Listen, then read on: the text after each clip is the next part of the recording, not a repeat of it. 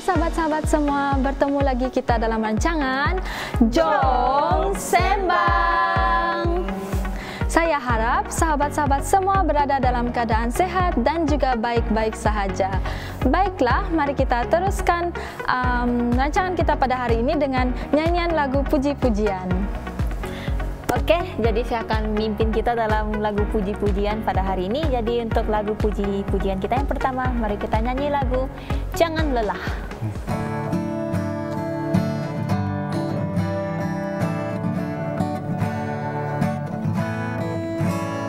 Jangan lelah bekerja di ladangnya Tuhan, Roh Kudus yang beri kekuatan, yang mengajar dan menopang. Tiada lelah bekerja bersamamu Tuhan, yang selalu mencukupkan akan segalanya. Ratakan tanah bergelombang, timbunlah tanah yang berlubang, menjadi siap dibangun di atas dasar iman. Ratakan tanah bergelombang, timbunlah tanah yang berlubang, menjadi siap dibangun di atas dasar iman. Untuk lagu kedua kita, mari kita nyanyi lagu Kita Satu Dalam Tuhan.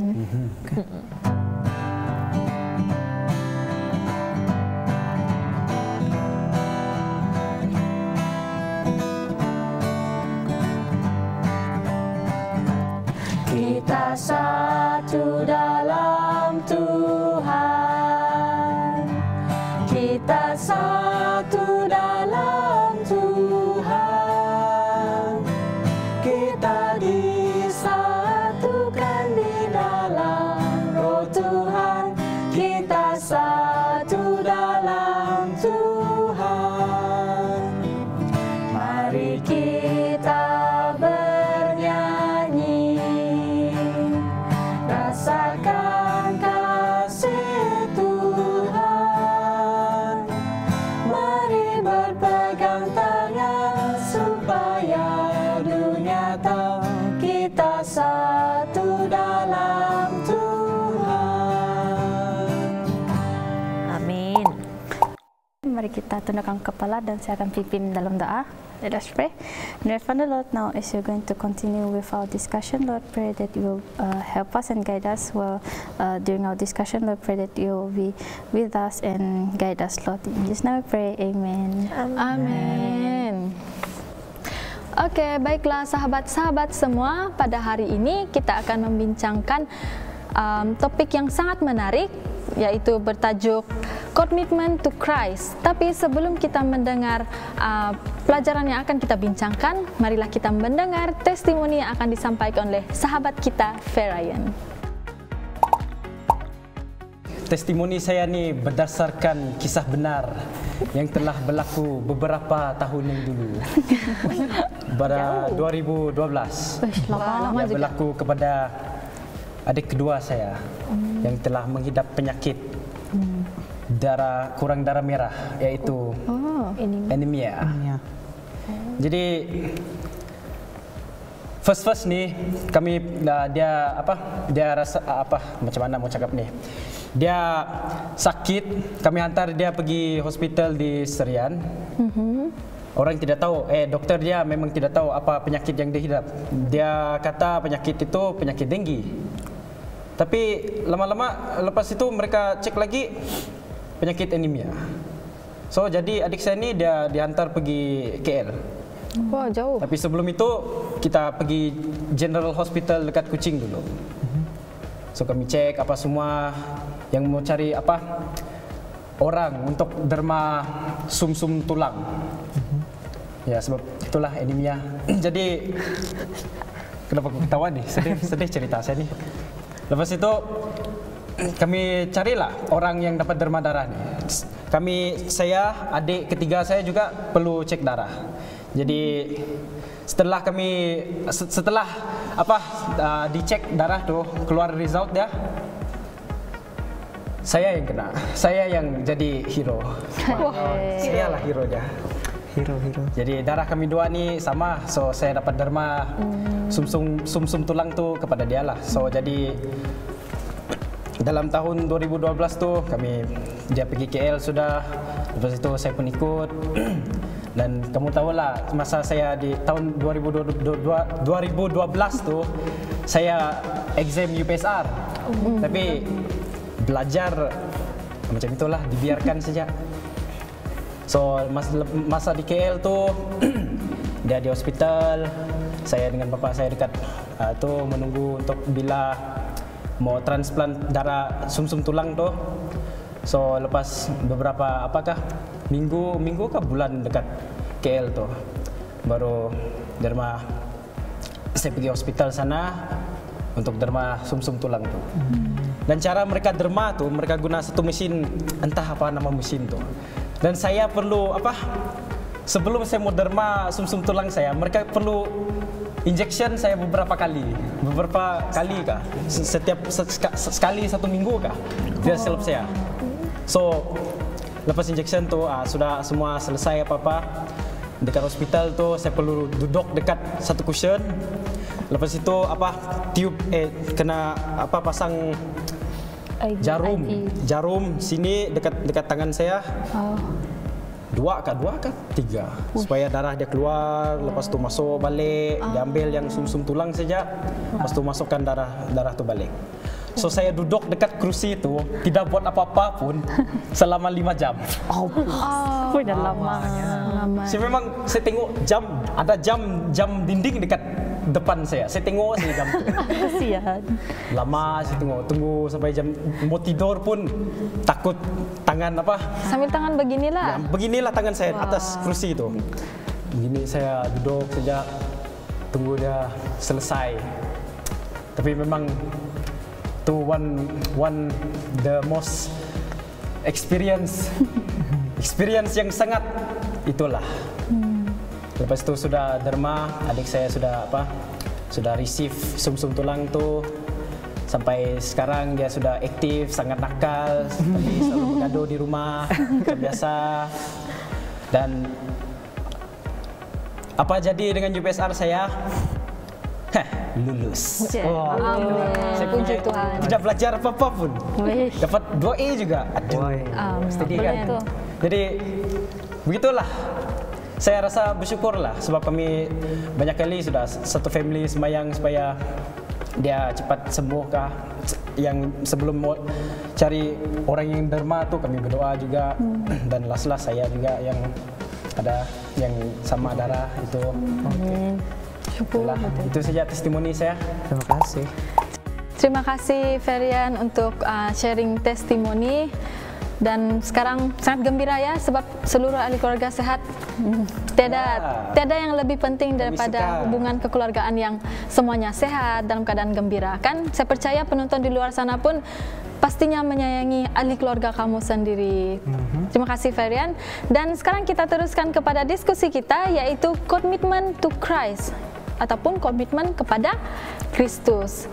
Sekarang kita fokuskan kepada perkataan komitmen. Kalau kamu perhatikan komitmen ini maksudnya apa? Komitmen dari segi apa? Kita ada banyak komitmen dalam kehidupan seharian kita. Komitmen dalam pekerjaan kita, persekolahan kita, ataupun kalau yang berkawan itu komitmen dengan kawan-kawan. Jadi mari kita dengar definisi yang akan diterangkan oleh salah satu sahabat kita mengenai komitmen. Jadi kan kalau kita cakap tentang komitmen ini sesuatu yang macam berat kan?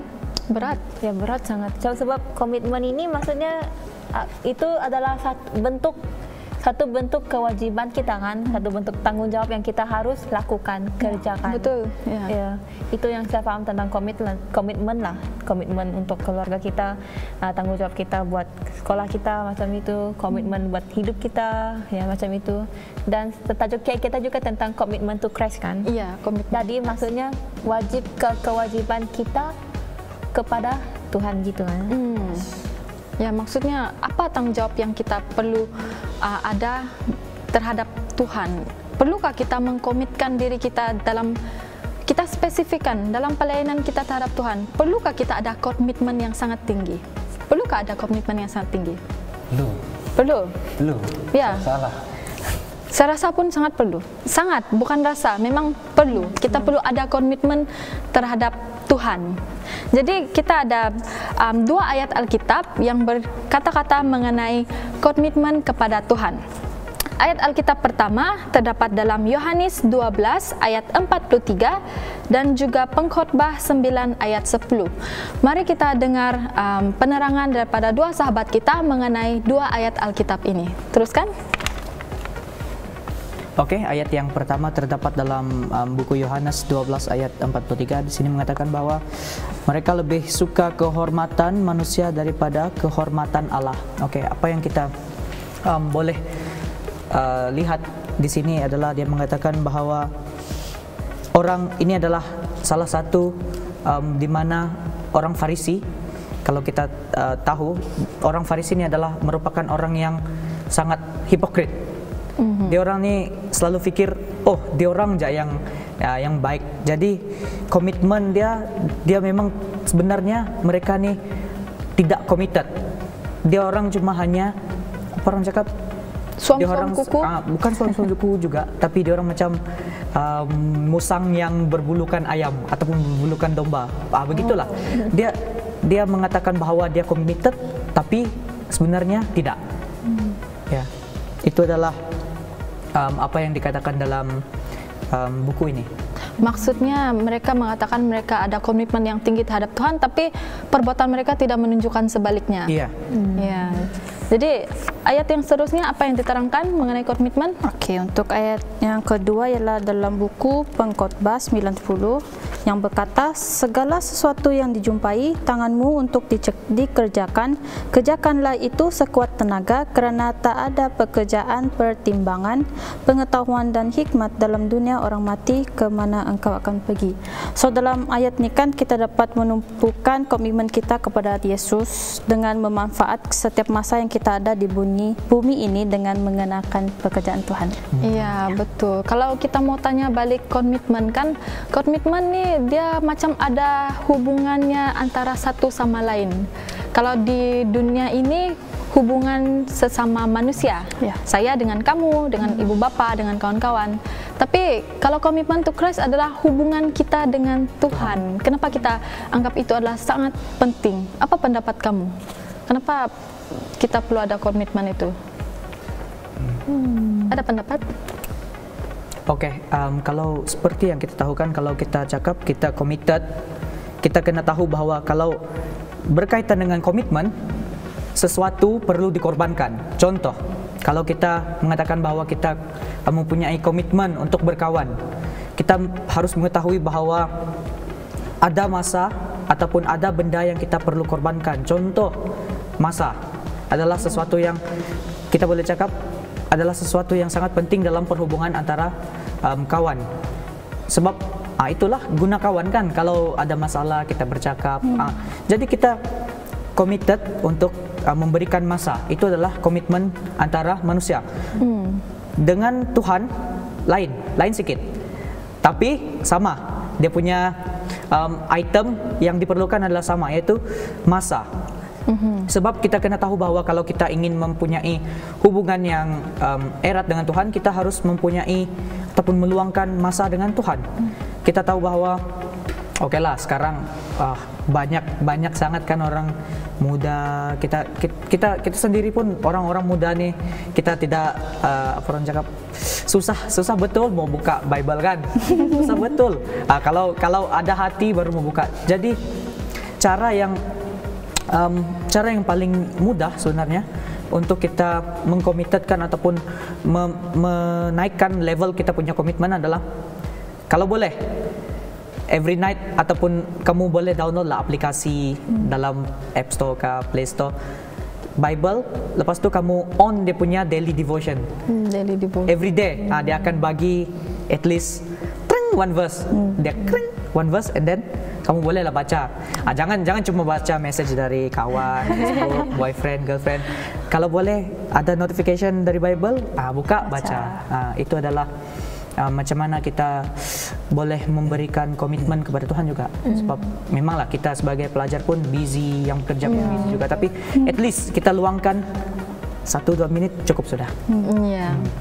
Jadi macam kita ini, kita ditempatkan di university yang memang sudah sedia Adventist. Maksudnya every morning kita ada morning devotion, ada chapel, ada assembly di sekolah. Tapi coba kita letakkan diri kita di sekolah kerajaan, yang kita datang sekolah, terus perhimpunan dan terus mulakan kelas. Which mean tiada devotional pagi, tiada macam song service dalam bilik darjah begitu. So saya pun tidak boleh imagine macam mana komitmen kita terhadap Tuhan sekiranya kita ditempatkan dalam situasi begitu. Saya ada pengalaman sejak tadika sampai habis sekolah menengah, saya bersekolah di sekolah kerajaan. Maksudnya saya tidak pernah ikut morning devotion ataupun devotion dengan sesama guru-guru atau pelajar dalam kelas. Tapi selepas habis sekolah menengah, saya mengajar di salah satu tadika Adventist. Itu adalah first time pengalaman saya mengajar dan juga merasai suasana di sekolah Adventist. Ya, di mana waktu pagi datang kerja, of course kita kena kasih bersihkan kelas kan, sebab student mau datang. And then lepas habis mas kelas tu, pengetua tadika tu akan panggil semua cikgu-cikgu untuk devotion bersama-sama. Itu adalah satu kewajiban, karena kita akan menjadi contoh kepada orang lain begitu. So kita akan ada devotion bersama-sama. Selepas habis devotion, nanti kami yang sebagai guru-guru ini akan masuk ke kelas dan kami pula yang akan membawa pelajar untuk devotion bersama-sama. Saya boleh katakan tadika yang tempat saya mengajar ini 95% semuanya Cina dan Buddhis. Mereka bukan Adventist. Walaupun itu sekolah Adventist, tapi sekolah tersebut boleh dikatakan 90 lebih itu adalah Chinese Buddhist, Adventistnya kurang atau Kristen. Jadi walaupun kanak-kanak yang bersekolah di situ, ibu bapa yang menghantar anak mereka datang ke situ, walaupun mereka tahu itu adalah sekolah Adventist, tapi mereka suka karena cara kita sistem sekolah Adventist ini mereka katakan yang sangat bagus. Sebab waktu pagi ada devotion, walaupun mereka tidak tahu apa itu agama kita, tapi dengan menghantar anak mereka ke sekolah Adventist kita tuh, slowly mereka tahu bagaimana agama SDA itu sebenarnya. Jadi ada juga saya sepanjang saya mengajar di sana, ada satu family ini dia mengenal Adventist dari sekolah tersebut dan mereka akhirnya menyerahkan jiwa mereka dan dibaptis ke dalam gereja kita. Jadi bagaimana kita mengkomitkan, di sini saya boleh katakan komitmen kita dalam kerja juga boleh mengaitkan hubungan kita dengan Tuhan. Dari pekerjaan yang kita lakukan di sekolah, kita dapat menarik jiwa-jiwa orang di luar sana untuk mengenal Tuhan dengan lebih dekat begitu. Jadi ini adalah pengalaman yang saya experience sendiri sepanjang tempo saya mengajar di sana. Jadi sahabat yang lain, kalau kamu masih ada pendapat yang ingin dikongsikan? Saya ada pengalaman juga di sekolah, sebab saya pernah juga belajar di sekolah kerajaan. Dan yang ini berkaitan, saya tahu lah berkaitan dengan komitmen. Memanglah saya rasa, tapi yang ini tentang exam hari Sabat. Wah, itu ini exam hari Sabat. Masa saya sekolah di kerajaan dulu, exam selalunya hari Sabat. Masa saya di sekolah menengah, exam hari Sabat, saya memang tidak datang. Gagal apapun, saya tidak datang saja. Sebab saya memang ada komitmen untuk pergi gereja saja. Tidak kisah tentang sekolah semua tu. Lepas itu apabila saya pergi college, di college politeknik dulu, ada satu lecturer saya yang mengajar discrete mathematics. saya tidak mau bagi tahu nama nanti. Tapi masa sebelum ujian final dia akan selalu buat kelas-kelas yang penting lah untuk sebab kelas yang dibuat tuh ada dia buat soalan untuk final tuh contoh soalan. So penting lah tuh. So dia tanya semua student dalam kelas dia tuh dengan saya sekali. Kamu orang perlu datang hari Sabat untuk menghadiri kelas tersebut. Kalau tidak, kamu orang gagal. So, saya pergilah jumpa dia. Saya cakap, saya tidak boleh datang hari Sabat. Saya pergi church. Lepas tu dia bagi banyak alasan lah. Kenapa perlu pergi church? Church boleh boleh skip satu kali. Bagus lagi pentingkan pelajaran. Nanti kamu fail, kamu tidak dapat apa-apa. Hidupan kamu nanti musnah. Wow. Gitulah. So saya ignore saja apa yang dia cakap tu. So saya hari review soalan exam tu saya tidak datang. So time exam saya buatlah. Saya ada belajar sikit lah malam sebelum exam tu. Saya belajar, saya buat kerja. Saya cuba menjawab. Last bila result dia keluar, saya terkejut, saya lulus. Tapi lulus dia nyawa ikan. Lulus juga. Saya dapat 1.00. Oh, lulus lah. Yaitu D. Lepas tu di sebelah D tu lulus. Yang saya pelik, saya tengok orang lain, kawan lain yang ambil ujian yang sama, mereka dapat gagal. Tapi poin satu lebih, 1 poin berapa lebih. So saya fikirlah dalam otak saya, yang ini masalah sistem kapan? Masalah sistem kah? Cikgu apa kapan ni? So dalam hati saya lah, saya cek, mesti Tuhan sentuh hati lecturer saya ini. Amin tu. Betapa bagusnya. So begitulah. Saya komit saja dengan Tuhan supaya benda bagus yang akan berlaku. Ya, betul. Kalau bukan disebabkan exam saja, kadang-kadang ada kelas gantian hari Sabtu macam kurikulum juga. Ya, kurikulum. Ya. Kalau macam ada cuti hari Isnin, mereka akan tukar jadwal tuh ya kelas gantian ke hari Sabtu. Selalunya memang begitulah kan. Ya. Jadi bagaimana kita mengkomitkan diri dengan Tuhan itu adalah kita harus tetapkan tujuan kita yang lebih tetap begitu, yang konsisten, yang bila orang lain coba distract kamu tidak akan berubah pikiran begitu. Jadi biar niat kamu itu betul dan komitmen kamu itu tinggi, percayalah bahwa setiap perkara yang kamu lakukan itu semuanya adalah menurut kehendak Tuhan itu sendiri. Jadi terima kasih sahabat semua di atas pendapat dan juga buah pikiran yang telah kamu berikan. Jadi kita punya pelajaran akan berhenti di sini dan seterusnya kita akan menyaksikan video pendek tentang aktiviti belia yang sangat menarik. Mari kita saksikan video tersebut. Hai kawan-kawan. Jadi pada hari ini kita akan bermain game, yaitu game rebut kerusi. Jadi rule untuk bermain game ini adalah mereka akan berpusing mengikut rentak musik, dan apabila musik diberhentikan mereka harus berebut kursi dan duduk. Jadi bagi mereka yang kalah, mereka harus menjawab kuis Bible. Jadi mari kita mulakan. Oke kawan-kawan, sila ambil tempat duduk dan satu orang akan tiada kursi ya. Duduk dulu. Oke, duduk dulu dan kita akan mulakan dengan musik. Apabila musik start, kamu semua berdiri dan start untuk berpusing. Oke? Oke, mari kita mulakan. Music start. Bangun.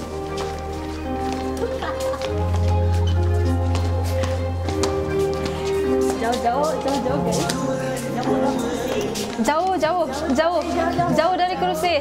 Jauh. Jangan pegang kursi. Jauh.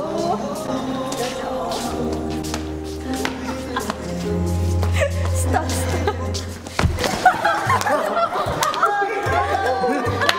I was far away from Oke, memandangkan Daniel tidak dapat kursi, jadi Daniel harus jawab soalan. Oke, soalan yang saya akan tanya. Oke, berapa ramaikah orang yang diberi Yesus makan sebanyak 5 buku roti dan juga 2 ikan? 5.000. Yes, 5.000 orang. Oke, terima kasih. Sila berdiri di sebelah saya. Oke, next kita akan teruskan lagi. Sila keluarkan satu kursi.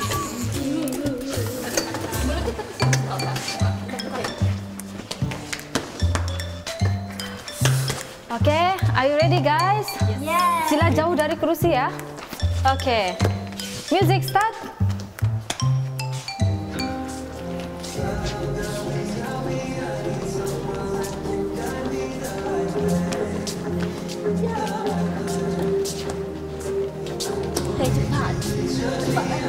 Jauh, jauh.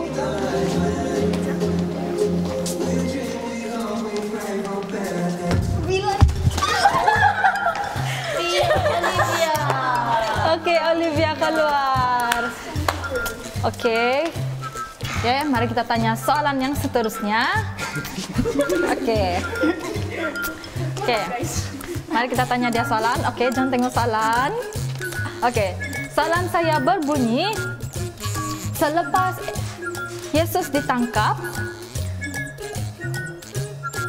Rasul manakah yang menyangkal Yesus sebanyak 3 kali? Peter, yes, Rasul Petrus. Terima kasih. Oke, kita akan teruskan lagi. Keluarkan lagi satu kursi. Oke, kita ada tinggal lagi 4 kursi dan 5 orang. Oke, mari kita tengok siapa yang menang, lelaki atau perempuan. 3 versus 1. Salah, ada 2 lagi lelaki. Oke, mari kita start. Music.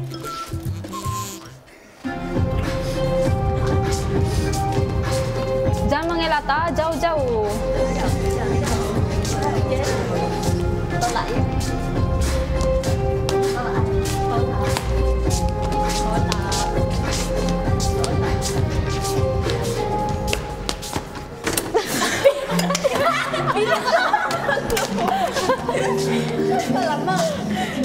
Oke, jauh-jauh. Oke, Jennifer kalah. Oke, Jen. Oke, mari saya tanya kamu soalan. Soalan saya berbunyi, oke, namakan 2 anak murid Yesus yang pertama mengikutinya. Peter Dengan Andrew. Peter dan Andrew, Petrus ataupun Andreas. Yeah, thank you Jen. Oke, sila berdiri di sebelah. Oke, keluarkan lagi satu kursi. Oke, ini barulah 2 versus 2. Mari kita tengok siapa yang menang. Oke, are you ready guys? Oke, music on. Mbak, makin jauh kamu dari kursi.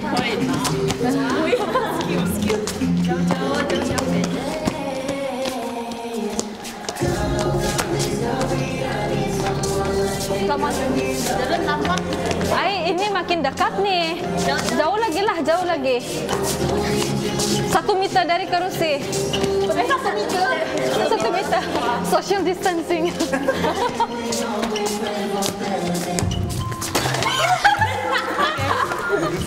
Oke, Jeren pula. Oke, Jeren, marilah kita menjawab soalan quiz. Oke, marilah saya mencari yang senang. Oke, soalan yang paling senang saya rasa. Di bandar manakah Yesus lahir? Mana tuh? Kalau tidak di Bethlehem. Yes, betul. Ya, Bethlehem. Yes, pandai Jeren, pandai. Oke, next. Kita keluarkan lagi satu kursi. Syuting. Oke, sekarang persaingan sengit antara perempuan dan lelaki. Siapa yang akan dapat kursi? Confirm lagi. Oke, dengan ini rule makin strict. Sila berdiri 1 meter jauh dari kursi. 1,5 meter lah. Oke, jangan terlalu dekat ah. Oke. Oke, 1, 2, 3, start. Dari mana? Kemana sudah jalan kamu? Mau mundur sudah dekat. Makin dekat, jauh.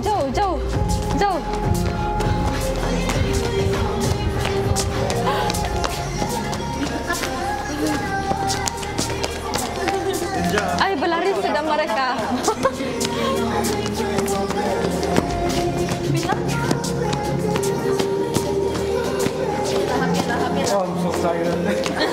Pening sudah.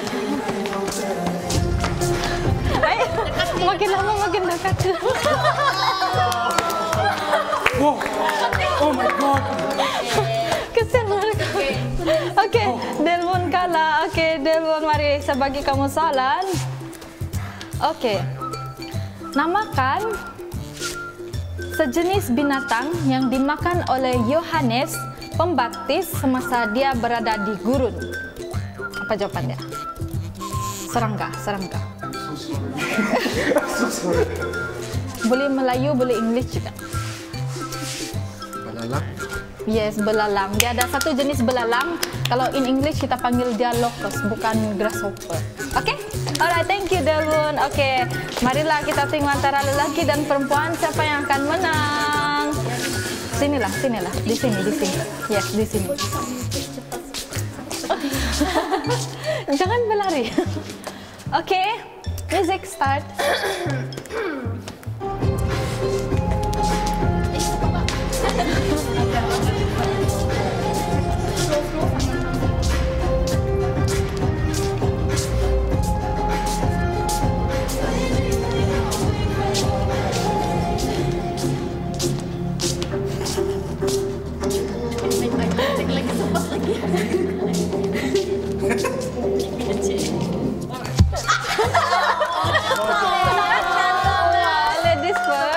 Ladies first, oke. Cim, nah, marilah kita menjawab soalan bersama-sama. Oke, marilah saya pikir dahulu apa soalan yang saya mau bagi. Oke. Soalan saya berbunyi, berapakah jumlah buku yang terdapat di dalam Perjanjian Baru? 27. 27. Yeah, thank you, Cim. And congratulations shooting. Dia yang menang untuk game kita pada hari ini. Game main rebut kerusi. Jadi, inilah game kami pada hari ini. Dan semoga Anda semua terhibur. Kalau Anda rasa game ini dapat memberikan Anda kegembiraan, kamu boleh coba di rumah bersama dengan sahabat-sahabat yang lain. So, sampai di sini sahaja rancangan kita pada hari ini. Jumpa lagi. Hai kawan-kawan. Ya, itulah tadi game, yaitu game merebut kerusi dan menjawab kuis Bible yang telah kita mainkan bersama. Jadi, melalui game ini kita dapat mempelajari sesuatu, yaitu adalah fokus terhadap pendengaran kita dan juga ingatan kita terhadap ayat-ayat Alkitab ataupun pengetahuan basic, pengetahuan am terhadap Alkitab yang telah kita pelajari dalam kehidupan kita. Jadi semoga apa yang kita pelajari dalam game ini dapat membantu kita untuk lebih memahami konsep dalam Alkitab dan juga dapat membantu untuk kita lebih fokus terhadap pendengaran kita. Jadi itu sahaja daripada saya. Terima kasih. Ya, itulah tadi video pendek mengenai game yang kami lakukan bersama-sama. Dan Anda di luar sana juga boleh melakukan game yang kami lakukan tadi bersama sahabat-sahabat yang lain. Dan saya harap Anda juga terhibur dengan game yang kami lakukan. Jadi program ini berhenti sampai sini sahaja. Tapi sebelum kita mengakhiri program ini, marilah kita tutup dengan doa terlebih dahulu. Oke, mari saya pimpin kita dalam doa. Bapa kami yang bertata di kerajaan surga, terima kasih atas segala pimpinan yang telah Engkau berikan. Begitu juga topik dan perbincangan yang telah kami bincangkan tadi, biarlah kami boleh mengaplikasikan dan menggunakan serta dapat meneruskan kehidupan kami menurut apa yang Engkau inginkan Tuhan. Terima kasih dan kerana telah menjawab doa ini. Semua ini kami serahkan dalam nama Tuhan Yesus Kristus menjadi juru selamat kami semua. Amin. Amin. Jadi sahabat-sahabat semua, terima kasih kerana meluangkan masa bersama-sama kami dalam rancangan Jom Sembang. Jumpa lagi.